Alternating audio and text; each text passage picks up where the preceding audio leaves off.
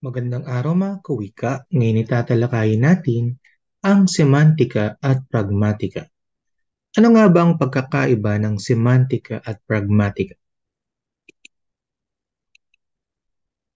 Mga layunin sa pag-aaral. Una, nailalahad ang pagkakaiba ng semantika at pragmatika. Ikalawa, natutukoy ang pagkakaiba ng denotasyon at konotasyon. Ikatlo, naisa-isa ang tatlong akto ng pagsasalita. Ikaapat, nakasusulat ng isang reflektibong sanaysay na batay sa napapanahong paksa na gamit ang semantika at pragmatika.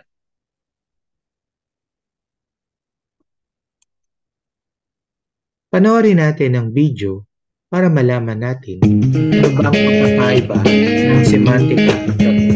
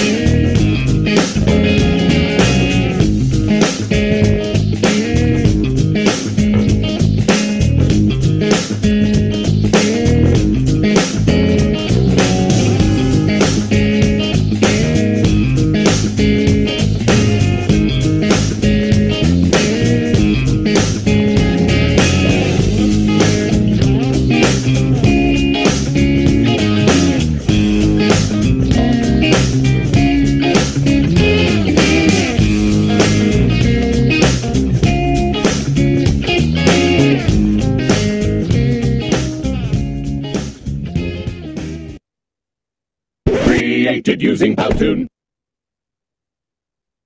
Okay, batay sa video, ano nga ba ang semantika? Pag sinabi nating semantika, ito ay pag-aaral sa pagbibigay ng kahulugan sa mga salita, parirala o pangungusap. Meron tayong dalawang uri ng pagbibigay ng kahulugan, ang denotasyon at konotasyon. Pag sinabi nating denotasyon, ito yung pagbibigay ng kahulugan sa pamamagitan ng paghahanap ng kahulugan nito sa diksyonaryo. Kaya tinatawag itong denotatibo. Samantala, kapag sinabi naman nating konotasyon or ito yung ito yung paghahanap ng kahulugan mismo sa pamamagitan ng mga kontekstual na pahiwatig. Paghahanap ng kahulugan mismo na nakapaloob kung ano yung gamit ng salita sa loob ng pangungusap, kung ano yung tinatawag na kontekstual na pahiwatig or contextual clues. Ayan, meron na tayong bahagyang kaalaman kung ano nga ba ang semantika o pag-aaral sa pagbibigay ng kahulugan ng salita, paral at pangungusap, at ang dalawang uri nito, ang konotasyon at ang denotasyon. Ngayon naman ay panoorin natin ang video para malaman natin ano nga ba ang kakayahang pragmatika, ano nga ba yung kakayahang pragmatiko. Good evening, just let me take in the oven column.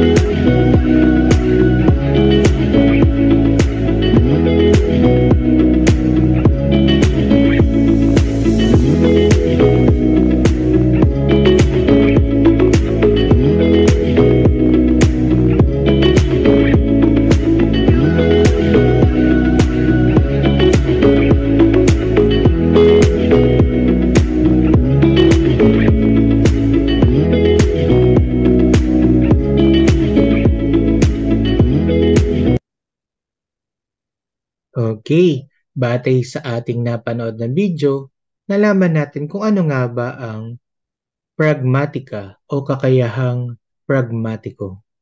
Kapag sinabi nating kakayahang pragmatiko o kakayahang pragmatika, ito ay tumutukoy sa pag-aaral na maaring sa pagtukoy sa pag-aaral sa mga sinasabi, di sinasabi at pagpapahiwatig ng ating mga kausap. Meron tayong tatlong uri ng kakayahang pragmatiko o pragmatika. Meron tayong locutionary, elocutionary at perlocutionary. Malalaman natin mamaya sa pagtalakay ano nga ba ang pagkakaiba ng tatlo. Alin dito yung akto ng pagsasalita na sinasabi, di sinasabi, at pagpapahiwatig ng ating mga kausap o ng ating mga kinakausap.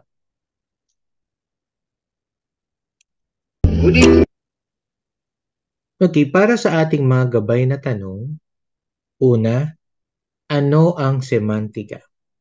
Kapag sinabi nating semantika, ito yung pagbibigay ng kahulugan sa mga salita, parirala, at mga pangungusap. Ikalawa, ano ang pragmatika?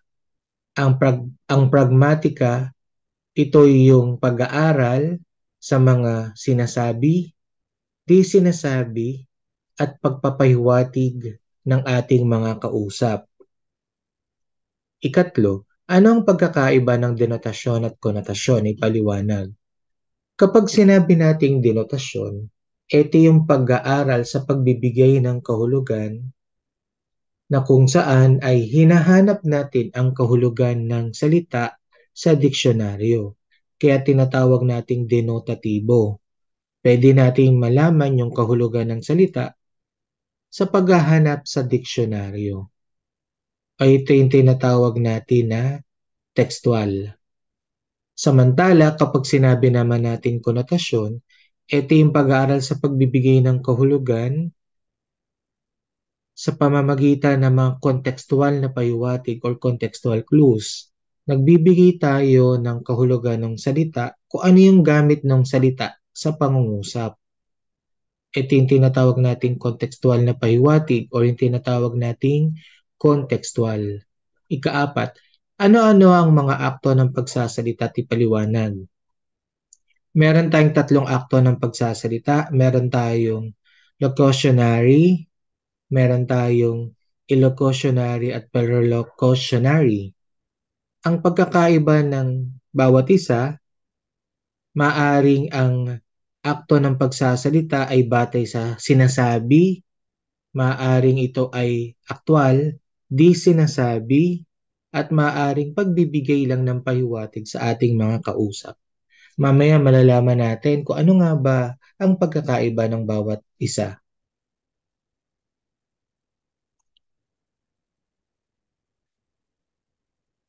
Tunghayan natin kung ano nga ba ang semantika. Talakayin natin. Ang semantika, nabanggit sa simula ng libro na ang grammar ng wika ay binubuo ng phonetics, phonology, morphology, syntax at semantics.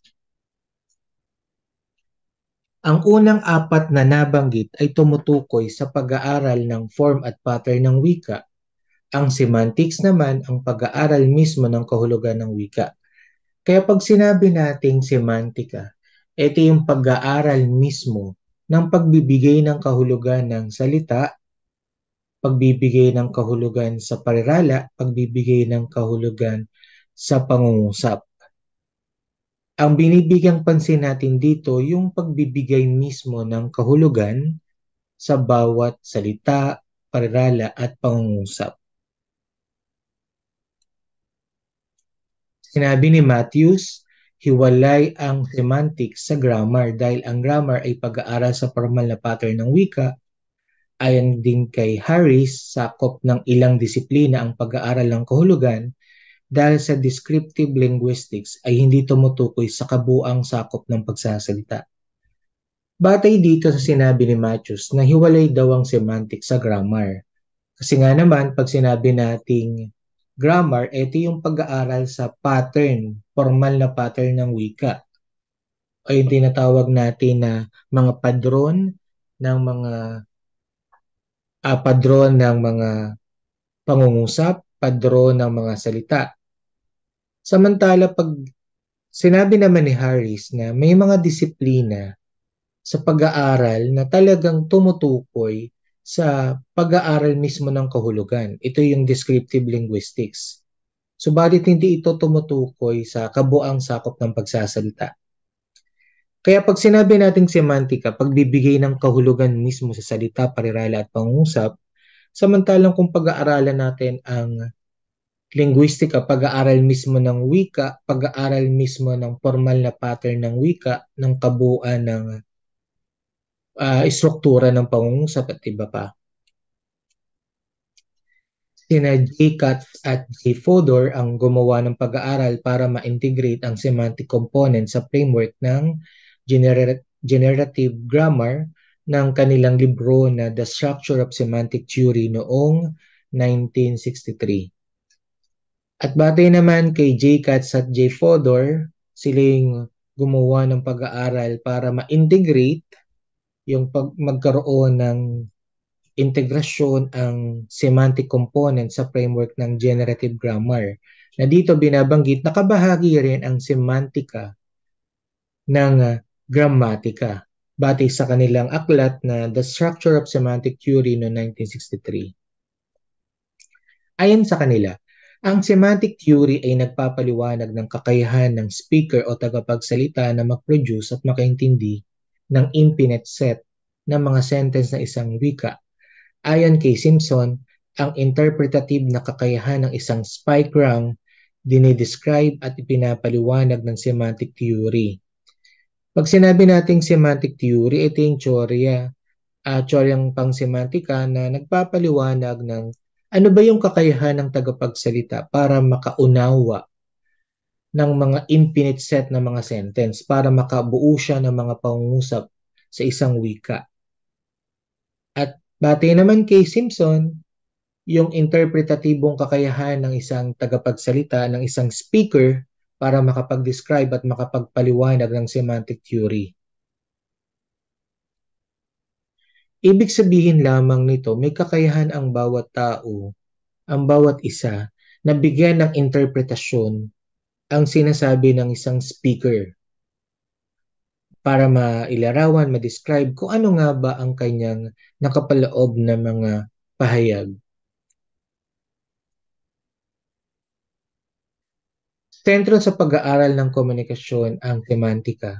Ito rin ay pag-aaral kung paano ang isang salita ay masusuri at mabibigyan ng pagpapakahulugan. Saklaw rin ito ang pag-aaral na may kaugnayan sa relasyon o ugnayan ng mga salita sa isang pangungusap.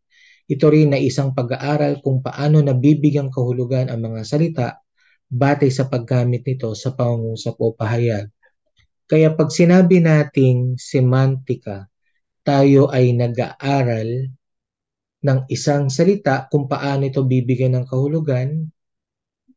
Kapag sinabi nating semantika, ito rin yung pag-aaral ng relasyon o ugnayan ng mga salita sa pangungusap, yung kahulugan mismo nito, at binibigyan natin ng kahulugan mismo yung salita batay sa gamit nito sa pangungusap o pahayag.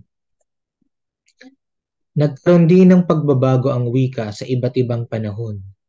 Ang mga katuturang ibinibigay ngayon sa isang salita ay maaaring lumawak, maiba sa isang henerasyon o partikular na panahon.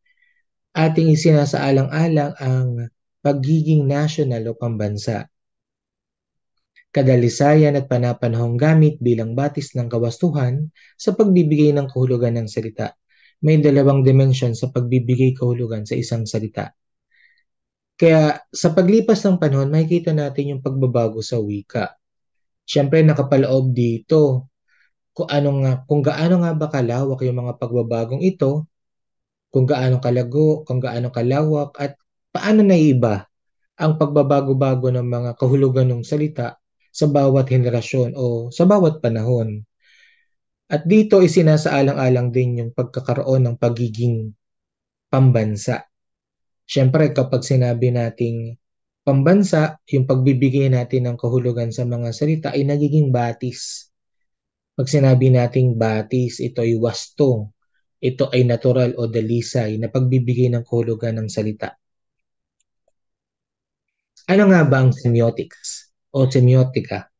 Sa lohika, palawikaan at semiotics, ang tunay na kahulugan ng isang salita o parirala ay isang bahagi ng kahulugan nito. Gayunpaman, ang mga bahagi na tinutukoy ay nag-iiba-iba sa pamamagitan ng konteksto. Kaya pag sinabi nating semiotics, ito yung pag-aaral, ito yung pagbibigay ng kahulugan ng salita o parirala, maaring bilang bahagi ng kahulugan nito. At syempre, dahil bahagi ang tinutukoy dito ay nagkaroon ng pagkakaiba sa konteksto ng mismong kahulugan ng salita o parirala. Sa grammar at pampanitikang teorya, ang literal na kahulugan o diksyonaryo o kahulugan, diksionaryong kahulugan nito, na isang term na wala ng damdamin sa loobin at kulay. Sa semiotics, sa ibabaw o sa literal na kahulugan ng isang signifier, sa lohika, formal semantics at mga bahagi ng linguistics ang extension ng isang kataga. Kaya sa pag-aaral natin ng gramatika o maaaring sa mga teoryang pampanitikan, masabi natin na ang literal na pagbibigay ng kahulugan ay mismong paghahanap ng kahulugan sa diksyonaryo. Kaya dito papasok yung tinatawag nating denotasyon o denotatibo. Hanapin mo yung kahulugan ng salita sa isang diksyonaryo. At sa semiotics naman, ito yung sa ibabaw lang yung literal na kahulugan, mismong signifier. At sa lohika naman, pag sinabi nating semiotics, formal na semantics at bahagi ng linguistika. Ito'y bahagi ng linguistika, maaring extension ng mga kataga, yung mismong pag-aaral mismo ng linguistika.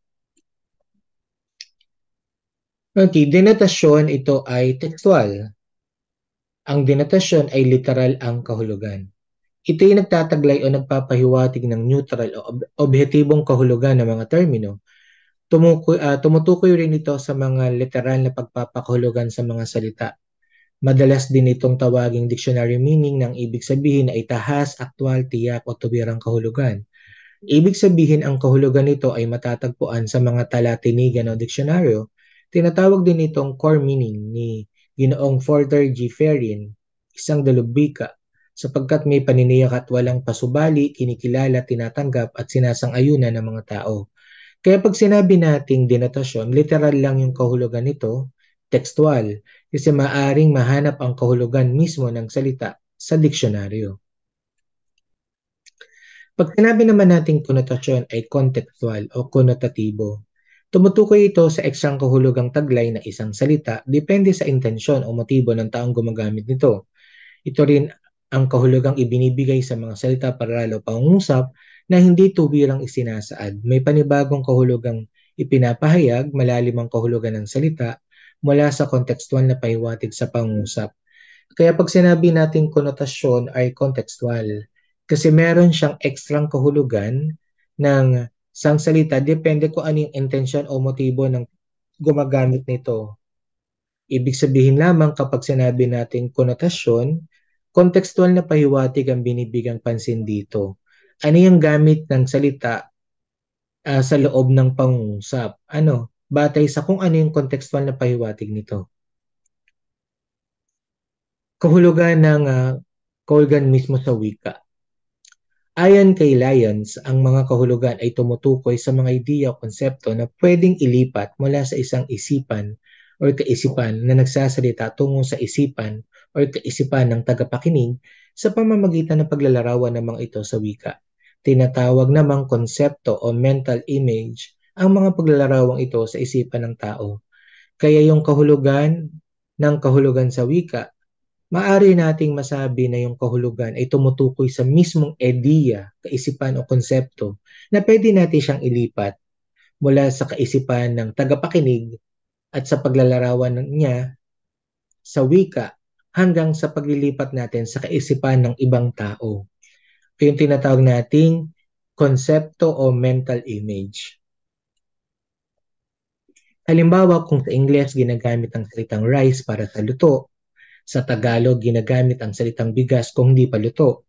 Kanin kapag luto na ito, baho para sa kaning lamig, palay para sa halaman nito, at mumuk para sa butil ng kanin na naiwan sa plato. Ayon kay na O'Grady et al., ang kahulugan ng wika ang mga mensaheng inihahatid ng ating mga sinasabi. Ibig sabihin lamang merong iba't ibang pagpapakahulugan ang salita. Halimbawa na lamang sa salitang Ingles kapag sinabi nating rice, ito'y luto na. Pero sa Tagalog, sa Filipino, maraming kahulugan ang salitang kanin o rice. Pwedeng yung pag sinabi nating bigas, ito yung hindi pa niluluto. Kanin kapag luto na, kapag ito ay malamig na, bahaw na, at kapag sinabi nating palay, ito ay nakatanim sa mga sakahan. At marami pang iba.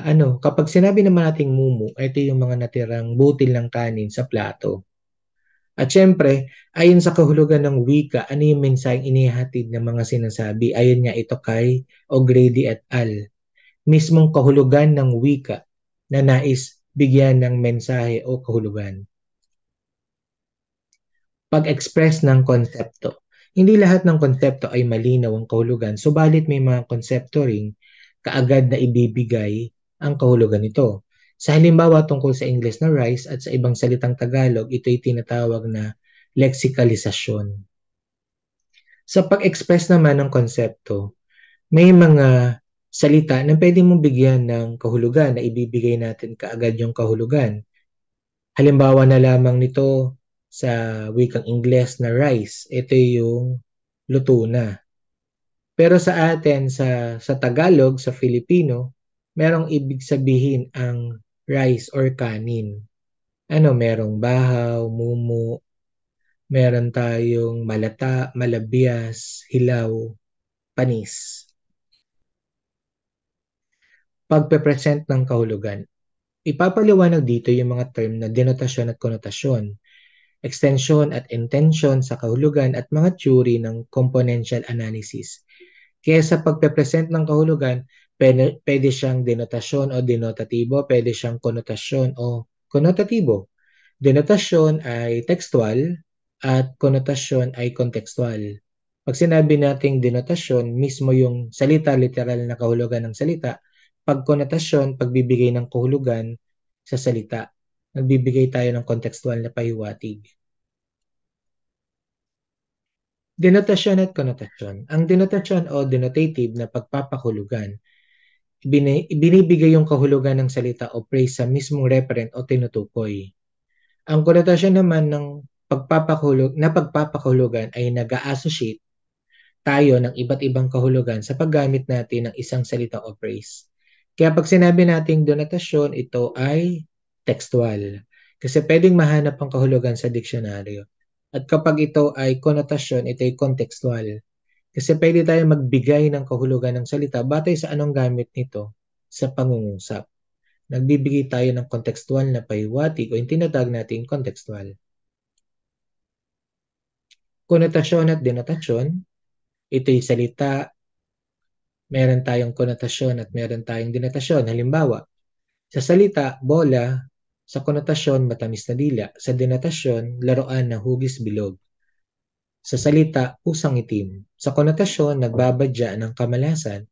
Sa denotasyon, uri ng hayop, kulay itim. Sa salita, meron tayong ahas. Sa konotasyon, taksil o traidor. Sa denotasyon, uri ng hayop na may venom. Iyan yung pagkakaiba ng konotasyon at denotasyon. Extension at intention. Ang extension ng isang salita sa mga tinutukoy nito sa mundo. Ang intention naman ay tinutukoy nitong konsepto. Kapag sinabi natin extension, ito'y tumutukoy sa mga salita na tinutukoy natin sa ating mundo daigdig, yung ating nakikita. Samantalang yung intention naman, ang tinutukoy naman dito yung konsepto o pananaw. Componential analysis. Ang semantic picture ay isang turing pang-linguistics na nagpapaliwanag ng kahulugan ng isang salita gaya ng noun. Kapag sinabi nating semantic picture, mismong picture ng semantic or semantika, ito yung mga teoryang pang-linguistika na nagpapaliwanag ng kahulugan ng isang salita. Pinapaliwanag nito ang maaring pangalan or noun. Ayon naman kina O'Grady et al., nagagamit din ang componential analysis sa mga verb o pandiwa. Ina-analyze ang ilang verb batay sa pagbabago ng posisyon, pagpapalit ng pagmamay-ari at pagbabago ng pagkatao. Kaya dito ayon kay Grady et al., yung comprehension analysis ay ginagamit natin sa mga pandiwa o sa verb na kung saan kung ating inaanalisa, i-analyze, may mga verb kasi na nagbabago rin batay sa posisyon, pagpapalit ng pagmamay-ari at pagbabago ng pagkatao batay sa pandiwa, sa aspekto ng pandiwa. Semantic na relasyon ng kahulugan sa salita at sentence. Hindi lahat ng konsepto ay malinaw ang kahulugan, subalit may mga konsepto rin kaagad na ibibigay ang kahulugan nito. Sa halimbawa nito tungkol sa English na rice at iba pang salitang Tagalog ay tinatawag na lexicalisasyon. Katulad na binanggit kanina, yung salitang rice. Sa English, kapag sinabi nating rice ay luto. Pero kapag sa atin, sa Tagalog, sa Filipino, pag sinabi nating rice, yung bigas, hindi pa luto, kanin pagluto na, pag ito'y malamig na bahaw, kapag ito ay malata, malambot yung pagkakasaing, malabias matigas ang pagkakasaing, yun yung tinatawag nating lexicalisasyon na merong iba't ibang kahulugan ng salita batay na rin sa kung ano yung mismong baryasyon ng gamit ng salita nito tulad sa bigas or kanin. Semantic na relasyon ng kahulugan sa salita at sentence. Dahil sa angking kahulugan, nagkakaroon ng semantic na relasyon ang mga salita tulad ng mga synonym, antonym, polysemy at homopony. Tinatawag na synonym ang mga salita at mga phrase na magkakapareho ang kahulugan. Kapag sinabi nating synonym, magkakapareho ang kahulugan. Tinatawag naman nating antonym ang mga salita o phrase na magkakasalungat ang kahulugan. Kapag sinabi nating antonym, maring magkakasalungat ang kahulugan. Polysemous naman ang tawag sa mga salitang may dalawa o higit pang kahulugan na magkakaugnay. Kaya pag sinabi nating polysemous, may mga salita o maaring may dalawa o higit pang kahulugan ng salita, polysemous. At kapag sinabi naman nating hopomon, tinatawag ng mga hopomon ang mga salitang pareho ang tunog pero magkaiba ang kahulugan.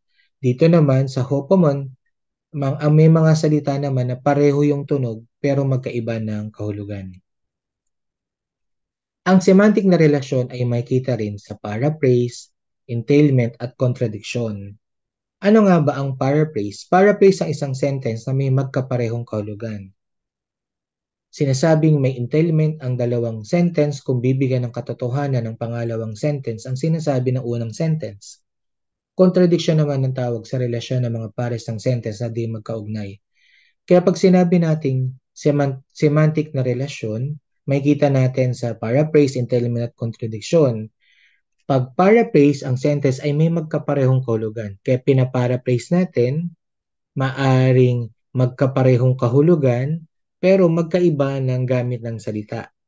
Pag sinabi naman natin entailment, merong entailment ang dalawang sentence kapag nagbibigay ito ng katotohanan. Halimbawa, yung unang pangungusap ay nagbibigay ng katotohanan o nagpapatotoo sa ikalawang pangungusap. At kapag sinabi naman natin contradiction, di ba, kontra, ibig sabihin, relasyon ng mga pares ng sentence na di magkaugnay. Hindi siya magkaugnay, hindi siya magkatulad. Kontra siya. Syntactic structure at interpretasyon ng sentence. Malaki ang relevance sa kahulugan ng mga sentence, pati ang mga phrase. Ayon kay Kahn, tinatawag na principle na compositionality ang theory ito na nagsasabing ang kahulugan ng isang sentence. Thematic role. Pinapaliwanag nito ang papel o role na pinapahayag ng isang particular na bagay sa isang activity sa loob ng sentence. Kaya pag sinabi nating syntactic structure at interpretasyon ng sentence, yung kaugnayan, malaking kaugnayan ng kahulugan ng salita sa pangungusap o sa mga phrase. At ayon naman kay Kahn, sabi niya, meron tayong tinatawag na principle na compositionality. Ito yung theory na nagsasabi ng kahulugan ng isang sentence, yung kahulugan mismo ng pangungusap. At pag sinabing thematic role o thematic role, ito yung papel o role na ginagampanan ng particular na bagay sa isang gawain or activity sa loob ng pangungusap o sentence. Ayon kina O'Grady et al., ang thematic role ay isang label na ginagamit para i-categorize ang relasyon sa pagitan ng mga bahagi ng sentence. Gumagamit sila ng agent, ang gumagawa na aksyon, ang patient, tema, ang tao o bagay na dumaranas ng pagkilos, ang experiencer, ang entity na dumadanas o dumaranas ng kalagayang ipinapahayag, ang benefactive, ang nakikinabang sa aksyon, ang source ang pinanggagalingan ng isang bagay, bunga ng aksyong ipinapahayag na activity, ang goal ang patunguhan na activity, ang instrument naman ay ginagamit sa activity at ang lugar kinalalagyan o pinangyarihan ng aksyon. Dito, binibigyang pansin natin kung ano ba yung thematic role, label na ginagamit para i-categorize ang relasyon sa pagitan ng bahagi ng sentence. Kaya kung mapapansin natin, ginamit dito yung agent, ito yung gumagawa ng aksyon, ang patient o tema, ito yung tao o bagay na dumaranas ng pagkilos, ang experiencer, ang entity na dumaranas ng kalagayang ipinapahayag, ang benefactive, yung nakikinabang sa aksyon, ang source o yung pinagmulan, ito yung pinanggagalingan ng bagay, bunga na aksyong ipinapahayag na activity. Pag sinabing goal, patunguhan na activity. Pag sinabing instrumento, ito yung ginagamit sa activity at lugar na kinalalagyan ng pinangyarihan na aksyon. Ano yung instrumento, yung kasangkapan. Meron tayong interpretasyon ng mga pronoun or panghalip. Ang syntactic structure ay mahalaga rin sa semantic na interpretasyon ng mga pronoun tulad ng he, she, himself, herself o siya, sarili niya, kanya at marami pang iba. Ang antecedent ng isang pronoun ang element sa sentence na nagtatakda ng interpretasyon nito. Kaya merong interpretasyon ang pronoun o panghalip. Siyempre, pag sinabi nating he, lalaki, pag she, babae, himself, siyempre sa sarili niya, lalaki yon. Pag herself, sarili niya sa babae. Diba? Merong gamit ang panghalip para matukoy yung kasarian ng pangalan o yung kasarian mismo ng tao. Ano? Yung kasarian mismo ng binibigyan ng pansin or sino yung nagsasalita. Kaya ma-interpret natin kung lalaki, kung ito ay gumagamit ng he. Kapag babae naman, ang ginagamit na panghalip ay she. Iba pang factor kaugnay ng interpretasyon ng mga sentence.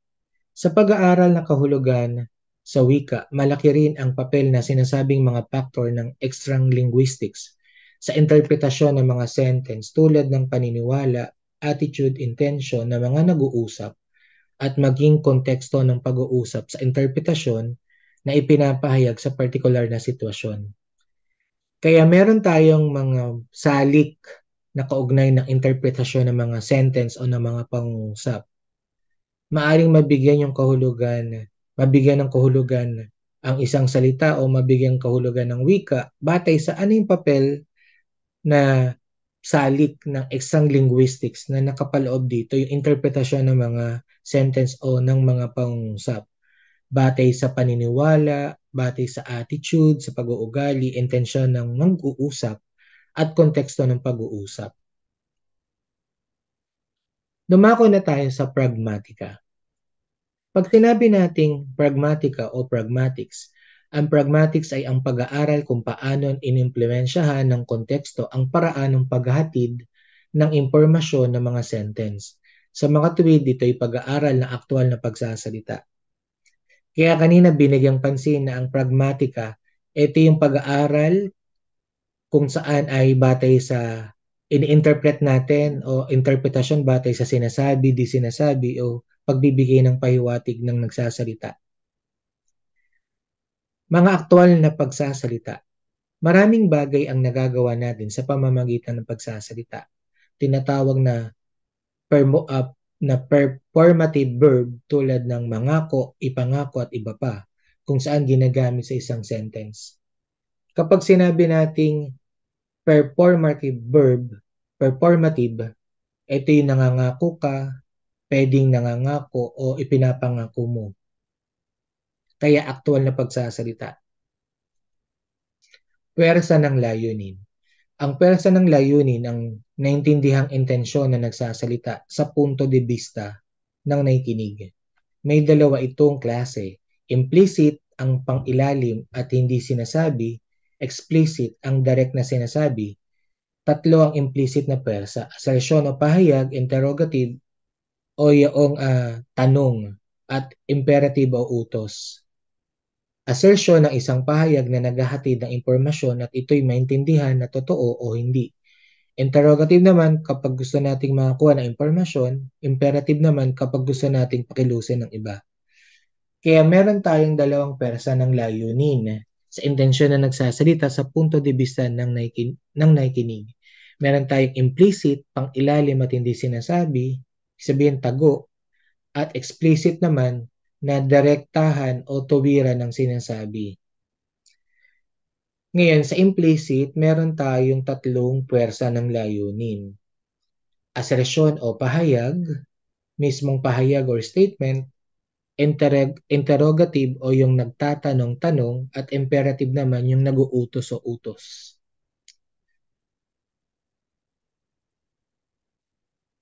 Mga principle na konversasyon. Ang principle ng konversasyon ay may kinalaman sa mga inaasahan ng sinumang nakikinig sa nagsasalita o ng lahat ng mga nag-uusap sa isang konversasyon ang mga ito. Cooperative principle ay may pangkahalatang guideline para sa pagpapalitan ng mga pahayag sa isang konversasyon.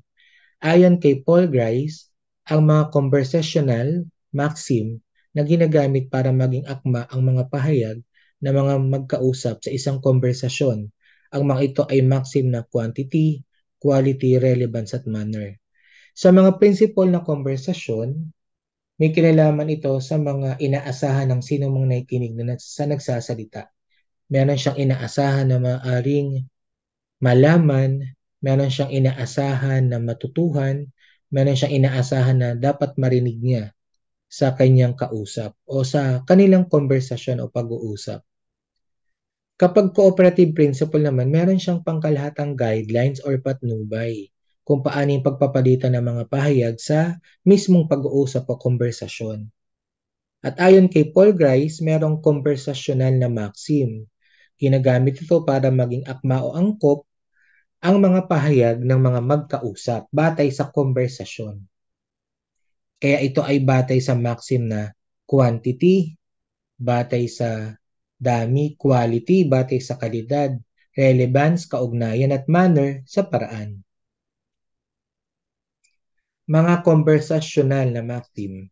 Una, sa maxim na quantity. Kailangang gawing informative at naayon sa hinihingi ng pagkakataon ang kontribusyon na nagsasalita sa usapan. Kaya sa maxim na quantity, mismong kailangan dito ay yung hinihingi, yung naayon sa hinihingi ng pagkakataon, yung kontribusyon na nagsasalita sa usapan. Kaya sa quantity, batay sa dami ng mga impormasyong ibibigay na nagsasalita.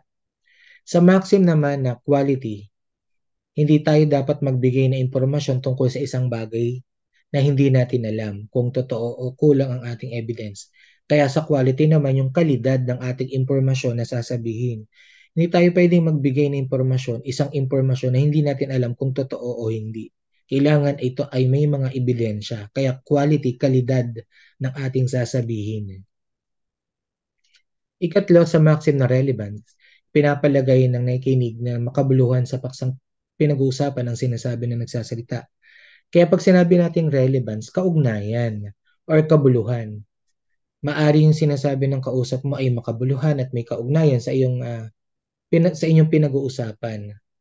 Ikaapat, sa maxim na manner, paraan, pinapalagay na maliwanag at hindi malabo ang sinasabi na nagsasalita na hindi ito ipagkakait ng anumang bagay na importante. Kaya sa maxim na manner, yung maliwanag talaga dapat yung sinasabi ng kausap batay sa paraan na maliwanag yung kanyang sinasabi, hindi siya malabo, para kung ano yung kahulugan, kung ano yung impormasyon na gusto niyang makuha ay makukuha niya ng maliwanag kasi ito ay maxim na manner. Maliwanag dapat. Mga pagpapalagay, Ito ay tungkol sa kung ano ang inaakala ng nagsasalita at nakikinig na alam ng bawat isa bago ang aktuwal na pagsasalita. Kaya sa mga pagpapalagay, ipinapalagay natin na inaakala natin na alam na ng ating kausap yung ating sinasabi batay sa kung ano yung daloy ng usapan. Batay sa aktuwal na pagsasalita, nakikinig ka, makukuha mo kaagad kung yung kahulugan na sinasabi ng iyong kausap. Yun yung pagpapalagay. Kakayahang pragmatika. Ang salitang pragma ay galing sa salitang Griego ng ibig sabihin ay aksyon, galaw, paggalaw, gawa o gawain. Ayon kina Light Brown at Espada ng 2006, ang pragmatiko ay tumutukoy sa pag-aaral sa wika sa isang partikular na konteksto upang magpahayag sa paraang diretsahan o may paggalang. Kaya pag sinabi nating pragma, mula sa salitang Griego, ibig sabihin aksyon, galaw, paggalaw, gawa o gawain. Ay naman kina Light Brown at Espada, pag sinabi nating kakayahang pragmatiko, tumutukoy sa pag-aaral sa wika sa konteksto at ano yung pagpapahayag upang magpahayag daw na anong uri ng pagpapahayag, paraang diretsahan o tuwiran o kaya ay may paggalang. Pag diretsahan, direct to the point. At kapag may paggalang naman, syempre yung salita na may paggalang. Adikit ng paglinang sa kakayahang pragmatiko ang konsepto ng Speech Act para sa pilosopo sa wika na si J.L. Austin noong 1962, si P.K. Hope noong 2001, ang pakikipag-usap ay hindi lamang paggamit ng mga salita upang maglarawan ng isang karanasan, kundi paggawa ng mga bagay gamit ang mga salita or speech act. Yung speech act, yung akto ng pagsasalita, syempre, yung pakikipag-usap natin ay hindi lamang sa paggamit ng salita upang maglarawan din ng karanasan. Nakapaloob sa pakikipag-usap yung karanasan. Syempre, yung paggamit natin ng mga bagay na paggawa ng mga bagay gamit ang mga salita. Maaring sa paggamit mo ng mga salita ay naglalarawan ka, nagpapahayag ka, nagkukwento ka ng karanasan. Kaya akto ng pagsasalita or speech act. Speech act theory. Speech acts ay kaugnay ng gampaning lokasyon at ilokasyon na ang hangarin ay makilala ang tungkulin o gampanin ng lokasyon. Ito man ay tumatanggap o gumaganap. Ang tsoryang ito ay tumutukoy sa paniniwalang anuman ang ating sabihin, lagi itong may kaakibat na kilos, maging ito man ay paghingi ng paumanhin, pagbibigay babala, paghihimok at iba pa. Kaya sa speech act theory, sa speech acts, ito yung akto ng pagsasalita na may gampaning lokasyon at ilokasyon. Merong hangarin ng pagsasalita, ano yung tungkulin o gampanin ng lokasyon. Siyempre, merong tumatanggap o gumaganap. Sa paniniwalang ito, ano man yung ating sabihin ay may kaakibat itong kilos. Maaring tayo humingi ng paumanhin, tayo ay nagbibigay ng babala, tayo ay humihimok o tayo ay nagaganyak. Ang tagapagsalita ay maaaring makagawa ng tatlong akto ng pagsasalita or speech acts. Gampanin o tungkuling locutionary, gampanin o tungkuling illocutionary, gampanin o tungkuling perlocutionary. Ano nga bang pagkakaiba ng bawat isa? Una, ang locutionary ay tungkulin o gawain ng pagsasabi ng isang bagay na makabuluhan o may literal na naunawaan sa paggamit ng wika. Ang kaalamang panlingwistika ng puhunan sa pagsasagawa ng akto o kilos ng locutionary may kahulugan. Kaya sa locutionary, may kahulugan ang pagbanggit, ang akto ng pagsasalita. Ito ay may kabuluhan kasi literal na nauunawaan ang wika. Halimbawa, pangako tuturuan kitang sumayaw. Dito sa locutionary, ang halimbawa dito, ang salitang pangako. Kapag sinabing pangako, nangangako lamang isang tao. Pwedeng yung pangako ay maaring mangyari o hindi. Kaya dito sa gampanin or akto ng pagsasalita, locutionary, pwedeng makabuluhan yung sinasabi ng kausap kasi literal mong nauunawaan yung wika, yung ginagamit na wika. Ikalawa, illocutionary ay isang tungkulin sa pagsasagawa ng isang bagay o isang mensahe ayon sa intensyon na nagsasalita. May puwersa o performance sa akto ng pagsasabi ng bagay. Halimbawa, pangako, mamaya magkikita tayo, tuturuan kitang sumayaw. Pakiusap, maari bang turuan mo kung magsayaw? pautos. Turuan mo ako magsayaw. Dito naman sa elocutionary, makikita natin yung tungkulin sa pagsasagawa ng bagay o mensahe sa intensyon na nagsasalita. Pwede siyang yung puwersa o performance ay pangako, pakiusap at pautos. Pero sa halimbawang ito sa pangako, dito ay nagbigay ng panahon kung kailan isasagawa iyong pangangako. Samantalang sa pakiusap, ito yung pakiusap na maaring sundin o hindi. At sa pautos naman, pwedeng yung utos ay pwedeng magkatotoo o hindi. Kaya sa elocutionary, pwede nating masabi na ang pagsasagawa ng isang kilos ay depende pa rin sa puwersa o sa performance sa akto ng pagsasabi ng bagay. Pwedeng nangangako ka lang, tutuparin mo pero ang panahon ay tiyak pero hindi mo masasabi kung kailan. Pwedeng makikiusap ka, pwedeng sundin o hindi, pwedeng pautos, pwedeng mangyari o hindi. Ikatlo yung perlocutionary, gampanin o tungkulin diulat ng pwersang elocutionary. Pagsasabi ng isang bagay na nagpo-produce ng mga tiyak na consequential na epekto. Pag sinabing consequential na epekto, may consequence. Halimbawa, samahan mo akong bumili ng mga kain kung di ay hindi kita bibigyan at magugutom ka. Sa perlocutionary naman, makikita natin yung akto ng pagsasalita ay mula naman sa persang elocutionary. Kapag hindi mo sinagawa yung bagay, ay merong consequence. Tulad yan, samahan mo akong bumili ng mga kain, kundi ay hindi kita bibigyan at magugutom ka, may consequence. Pag hindi mo ginawa yung inuutos sa iyo. Batay sa inyong individual na gawain, una, bumuo ng tigdilimang halimbawa ng denotasyon at konotasyon at gamitin sa makabuluhang pangungusap. Ikalawa, bumuo ng tigdilimang halimbawang pangungusap ng locutionary, elocutionary at perlocutionary.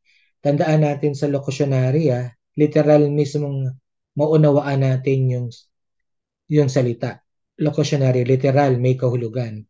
Samantalang sa elocutionary, may puwersa o performance. Pwede siyang pangako, pwede siyang pakiusap, pwede siyang pautos. At kapag perlocutionary, may consequence kung di mo isasagawa ang bagay o kilos.